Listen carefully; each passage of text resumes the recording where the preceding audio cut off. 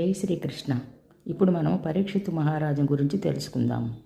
కురుక్షేత్ర సంగ్రామంలో కౌరవ సేనంతా మరణించిన తర్వాత దుర్యోధనుడు ఒక్కడే భీముడి చేత తొడలు వెరగొట్టుకొని మరణించడానికి సిద్ధంగా ఉన్న సమయంలో ద్రోణసుతుడైనటువంటి అశ్వత్థామ కోపముతో పాండవ సైన్యాన్నంతటినీ కూడా ఎలా అయినా సరే నిర్మూలించాలని నిద్రించుచున్నటువంటి ఉప పాండవులందరినీ సంహరించేసి ఆ తర్వాత ఉత్తరాగర్భములో ఉన్న పిండమును కూడా సంహరించేస్తే పాండవ సైన్యమంతా నిర్మూలించవచ్చని వజ్రాయుధము తీసి ఉత్తరాగర్భం మీద ప్రయోగిస్తాడు.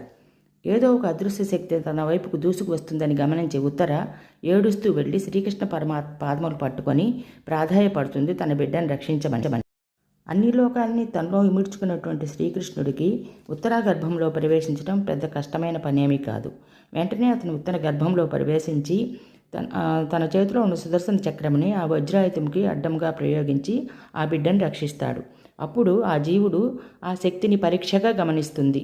ఏదో ఒక శక్తి పచ్చని పీతాంబరం ధరించి చేతిలో శంకర చక్ర గద ఆయుధం ధరించి ఉన్నది, నీలమేఘ శరీర ఛాయతోటి ఉన్నది అని బాగా పరీక్షగా చూస్తుంది. అందువలన పరీక్షగా చూడటం వలన అతనికి పరీక్షిత్తు అని పేరు వచ్చింది.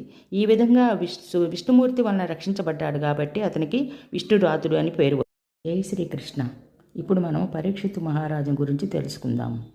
కురుక్షేత్ర సంగ్రామంలో కౌరవ సేనంతా మరణించిన తర్వాత దుర్యోధనుడు ఒక్కడే భీముడి చేత తొడలు వెరగొట్టుకొని మరణించడానికి సిద్ధంగా ఉన్న సమయంలో ద్రోణసుతుడైనటువంటి అశ్వత్థామ కోపముతో పాండవ సైన్యాన్నంతటినీ కూడా ఎలా అయినా సరే నిర్మూలించాలని నిద్రించుచున్నటువంటి ఉప పాండవులందరినీ సంహరించేసి ఆ తర్వాత ఉత్తరాగర్భములో ఉన్న పిండమును కూడా సంహరించేస్తే పాండవ సైన్యమంతా నిర్మూలించవచ్చని వజ్రాయుధము తీసి ఉత్తరాగర్భం మీద ప్రయోగిస్తాడు.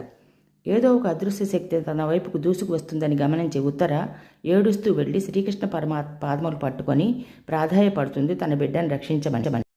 అన్ని లోకాలని తనలో ఇముడ్చుకున్నటువంటి శ్రీకృష్ణుడికి ఉత్తరాగర్భంలో ప్రవేశించడం పెద్ద కష్టమైన పనేమీ కాదు.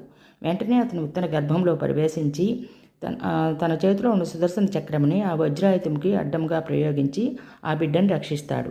అప్పుడు ఆ జీవుడు ఆ శక్తిని పరీక్షగా గమనిస్తుంది. ఏదో ఒక శక్తి పచ్చని పీతాంబరం ధరించి చేతిలో శంకర చక్ర గద ఆయుధం ధరించి ఉన్నది, నీలమేఘ శరీర ఛాయతోటి ఉన్నది అని బాగా పరీక్షగా చూస్తుంది. అందువలన పరీక్షగా చూడటం వలన అతనికి పరీక్షిత్తు అని పేరు వచ్చింది.